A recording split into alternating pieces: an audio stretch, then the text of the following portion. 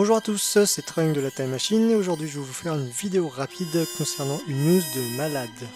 Ouais, en effet, ma vidéo va porter sur la quasi-confirmation de l'arrivée de Cooler en tant que personnage additionnel dans le jeu Dragon Ball FighterZ. Je dis quasi-confirmation parce que c'est une info qui n'a pas été vérifiée, enfin qui n'a pas été annoncée officiellement. Donc, comme tout le monde le sait, le jeu est sorti assez récemment.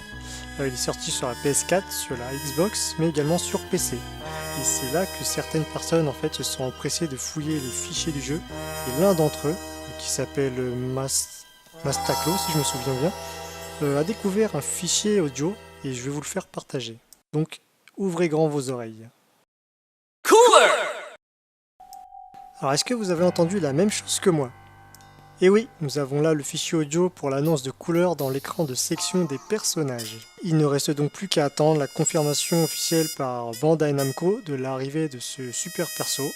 Moi en tout cas je trouve que c'est une super nouvelle parce que Cooler c'est un perso que j'apprécie énormément et il fait partie de mes personnages de film Dragon Ball Z préférés. Après je sais pas si tu es déjà au courant mais en plus de Cooler, certains internautes ont découvert également d'autres fichiers relatifs à d'autres personnages en DLC. Mais ce sont des fichiers un peu moins concrets, entre guillemets, dans le sens où c'est ni des images ni des audios. Donc comme premier personnage potentiel, nous avons Broly, le Super Saiyan légendaire du film numéro 8. Nous avons Bardock, comme vous voulez, le père de Son Goku dans le téléfilm spécial.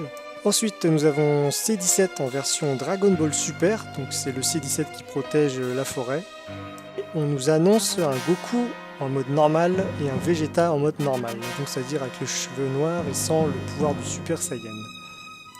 Moi, concernant Broly et Bardock, je m'y attendais un peu, en fait ce sont les persos des films qui ont le plus de fanbase, parce que pour moi, ne pas mettre Broly ni Bardock dans un jeu Dragon Ball, c'est comme ne pas mettre de steak haché dans ton Big Mac. Hein.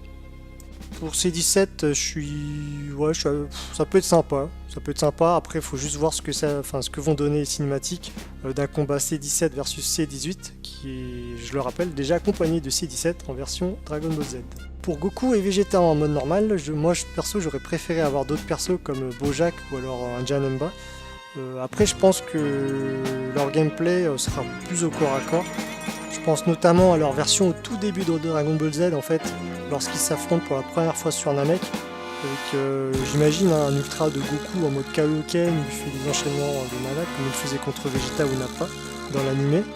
Et j'imagine bien un ultra de Vegeta en mode normal, où il se transforme en gorille. Enfin, après, contrôler en mode gorille ou pas, je pense qu'on pourra pas, mais au moins qu'il se transforme en gorille et qu'il mette une grosse patate à l'adversaire.